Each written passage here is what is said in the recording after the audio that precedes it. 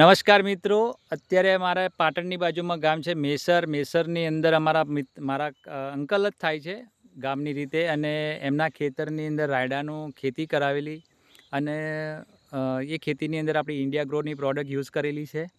તો હું તમને જરાક રાયડો બી બતાવી દઉં.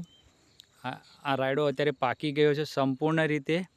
તો પહેલાં આની અંદર શું હતું અને ઇન્ડિયા ગ્રોની પ્રોડક્ટ નાખવાથી શું શું ફરક પડ્યો, તો કાકા આપણે જ્યારે બે જણા પહેલી વાર મળ્યા ત્યારે શું હતું અંદર?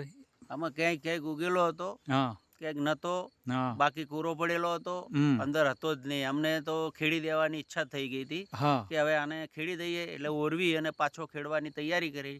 ઓરવ્યા પાછી નીકળ્યો, તમારું જે પ્રોડક્ટ આપ્યું તમે એટલે એ નોખ્યું અમે, એટલે અમારે એને તે ઉત્પાદન દેખાણું કે નહીં હવે સારો થશે, પછી અમે રાખી મૂક્યો.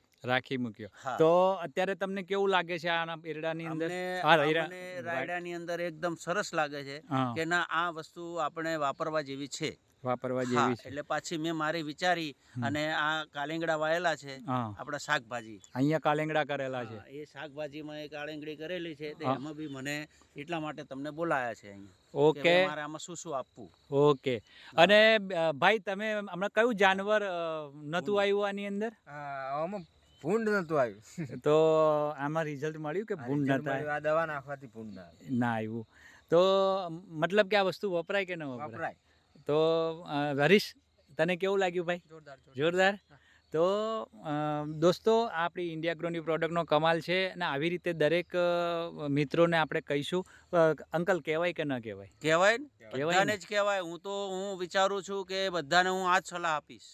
સરસ સરસ. કે ભાઈઓ, ખેતી કરવી હોય તો ઉત્પાદન સારું લેવું હોય અને વ્યવસ્થિત લેવું હોય, કે આપણે બધાથી બચવું હોય, તો આ માટે આપણે આ વસ્તુ બધી વાપરવી. ઓકે. તમને ભાઈ કેવું લાગ્યું? અમને અત્યારે લાગ્યું કે અમારે ભૂંડ આવશે, એના માટે અમે લાઇટિંગ બી કર્યું છે. પણ હવે આપણે પ્રોડક્ટ નાખવાની છે ને? પ્રોડક્ટ નાખશું એટલે લાઇટિંગ બંધ રહેશે તો ચાલશે. પછી અમને કેમ કે અમારા આ રાયડાના ખેતરની અંદર કઈ થયું જ નથી, અને અંદર આવ્યું તું એક જ વાર, પણ ક્યાંય મોઢું નથી માર્યું, સીધું નીકળી ગયું તું બિચારું બહાર. ઓકે. તો તમે મને સમય આપ્યો એ બાબત ખૂબ ખૂબ તમારો બધાનો આભાર. જય હિન્દ, જય માય લાઈફસ્ટાઈલ.